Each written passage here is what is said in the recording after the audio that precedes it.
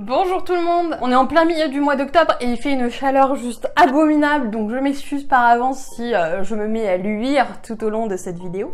Aujourd'hui j'ai eu envie de m'adresser à ceux d'entre vous qui ont envie de se lancer sur YouTube mais qui n'ont peut-être pas forcément de budget. Et c'est vrai que quand on regarde les gros youtubeurs entre guillemets, on se dit qu'il faut vraiment investir beaucoup d'argent pour pouvoir se lancer sur YouTube et espérer peut-être éventuellement réussir à créer une audience par ce biais-là. Et je suis la preuve incarnée du fait qu'avec un budget proche de zéro, pour ne pas dire de zéro, on peut très bien se lancer sur YouTube et quand même faire quelque chose d'à peu près correct au niveau qualitatif.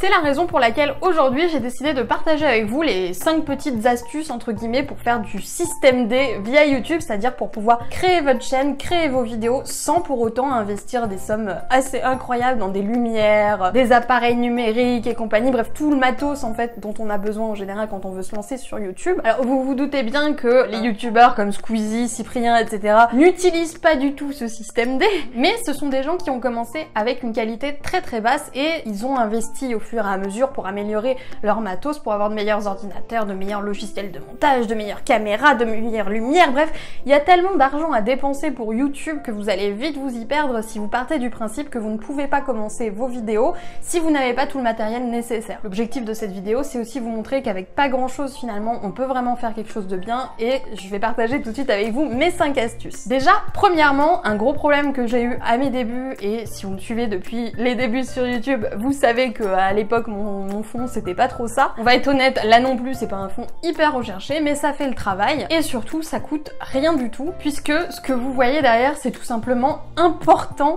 à vêtements avec un drap par-dessus et ça me fait office de fond. Donc c'est pas mon idée, je tiens à le dire, c'est mon amie La Chouette qui m'avait conseillé de faire ça parce que elle est très système D, etc. Elle est très ingénieuse à ce niveau-là et c'est vrai que je trouve finalement, et je sais pas trop ce que vous en pensez, que rien que le fait d'avoir un drap comme ça derrière vous, bon, je me suis éclatée, j'ai rajouté mon petit cadre, etc. Mais le fait d'avoir un fond uni derrière vous, en particulier si vous choisissez une couleur qui est un petit peu dans votre charte graphique comme moi, le rouge, ça peut donner un style à vos vidéos et rendre le fond beaucoup plus agréable. Moi je sais que auparavant je n'avais pas ce fond là et on m'avait beaucoup fait la remarque comme quoi mon fond était pas très agréable à regarder. Là j'ai pas eu de soucis particuliers et j'ai même plutôt eu de bons retours. Donc vous n'avez pas besoin de vous acheter un fond vert hors de prix ou de louer un Airbnb pour faire une bonne vidéo. Comme vous pouvez le voir, un portant à vêtements fera largement l'affaire. Pour rentrer un petit peu plus dans l'envers du décor, si jamais comme moi vous avez le problème d'avoir un portant un petit peu trop petit pour faire un fond, vous pouvez vous placer donc contre un mur, comme ça au moins vous avez pas non plus trop de mélange de matière, et vous pouvez aussi faire comme moi et mettre un petit cintre. Donc là le truc que vous voyez qui se barre en cacahuète, c'est parce que le portant s'arrête à peu près ici en réalité. Du coup j'ai rajouté un cintre pour que ça fasse un petit peu plus long et que du coup on voit pas ce qu'il y a hors caméra parce que c'est pas très joli comme fond. Ce qui est bien quand vous faites ça, c'est dédier ce drap finalement à votre utilisation sur YouTube.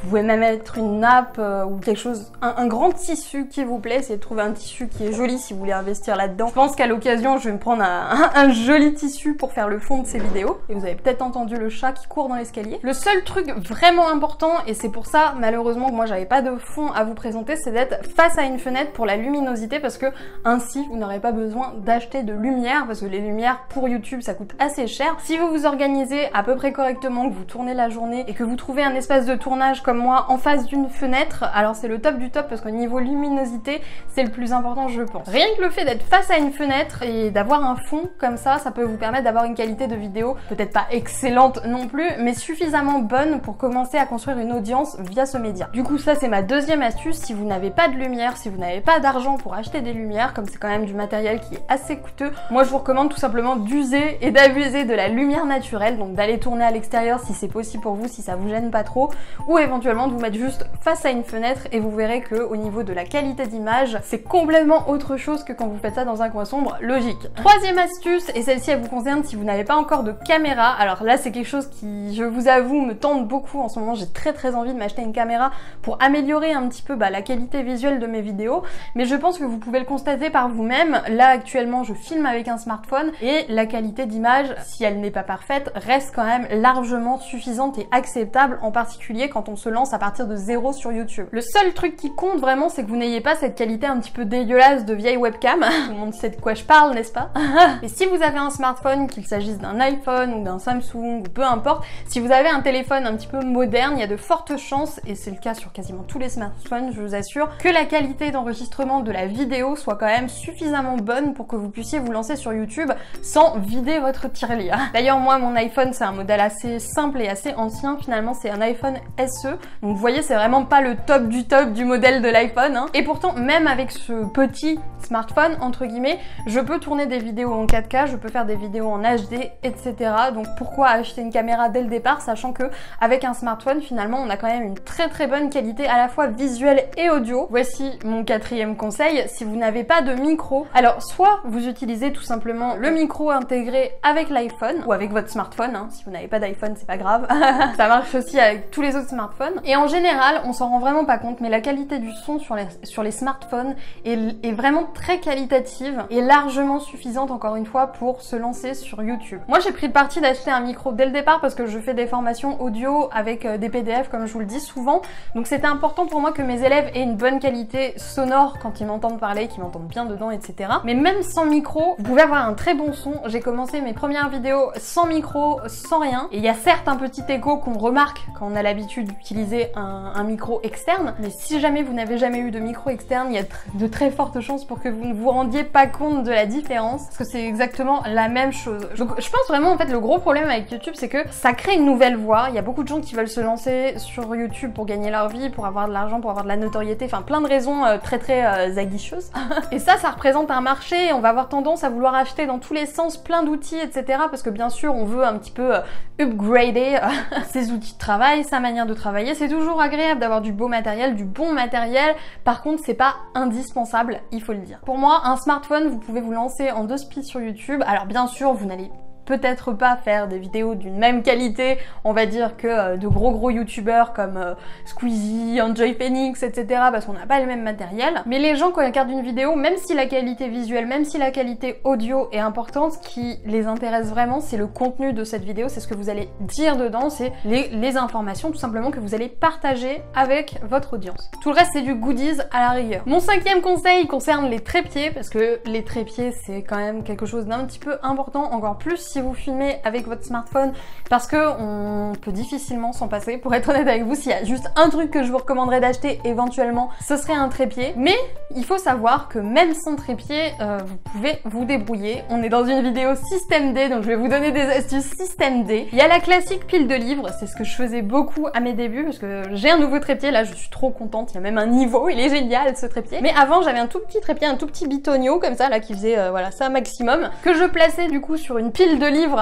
assez incroyable, et c'était ce qui me faisait office de trépied. Et même si bien sûr c'était moins confortable pour moi de le régler que là avec mon nouveau trépied qui est génial, je l'ai déjà dit, mais j'adore ce trépied, il y a même un niveau, dites-vous. Bref, si vous n'avez pas de trépied, une pile de livres peut faire facilement office de début de trépied en tout cas. Et si vous avez absolument besoin de quelque chose pour tenir votre smartphone, c'est simple, soit vous le placez contre un mur ou contre quelque chose d'assez dur pour qu'il tienne, vous savez, verticalement, soit, et ça c'est la technique que j'utilise quand je fais de la webcam avec mes copines, vous prenez tout simplement un pot de crayon et vous plantez votre smartphone dedans. Alors là comme je vous l'ai dit, moi je filme encore avec mon smartphone, donc je vais vous montrer ça avec une poudre. Génial, fascinant. Et je ne me transforme encore une fois pas en youtubeuse beauté, je vous jure. Et vous le mettez, vous le plantez en fait tout simplement dedans comme ça.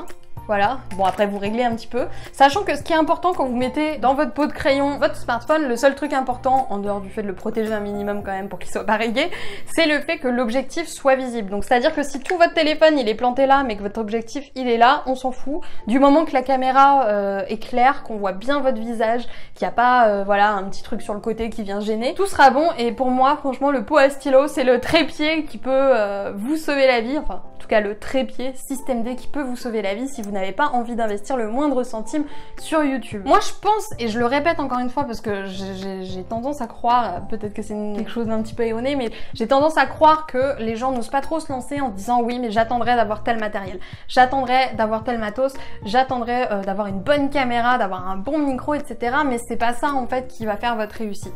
Comme pour un blog, comme pour tout en fait, tout ce qui est création de contenu sur internet, si vous voulez vous développer, si vous voulez créer une audience, ce qui est vraiment important important, c'est pas la manière dont vous filmez, c'est pas votre son, etc. Même si bien sûr ça a son rôle, ça joue quand même quelque part. Ce qui est vraiment important, c'est que vous ayez à cœur de délivrer des informations de qualité aux gens et que vous soyez, on va dire, suffisamment intéressant pour que les gens aient envie de continuer à vous suivre. Prenez bien conscience qu'on peut littéralement se lancer avec rien du tout et que c'est par la suite, une fois que vous aurez atteint certains seuils, que vous commencerez un petit peu peut-être mieux à gagner votre vie grâce à ça, que vous pourrez investir dans du matériel, investir pour rendre la qualité générale de vos vidéos meilleure. Mais le plus important, c'est pas tous ces goodies, c'est pas tous ces gadgets. Ce qui est important, c'est que vous vous filmiez, que la caméra soit stable, que vous ayez de la lumière, que ce soit de la lumière artificielle ou la lumière du soleil, on s'en fout. Du moment que la vidéo est lumineuse, je pense que ça convient à tout le monde. Et surtout, que vous travaillez le fond de votre vidéo plutôt que la forme, parce que c'est le fond qui va donner envie aux gens de vous suivre sur le long terme.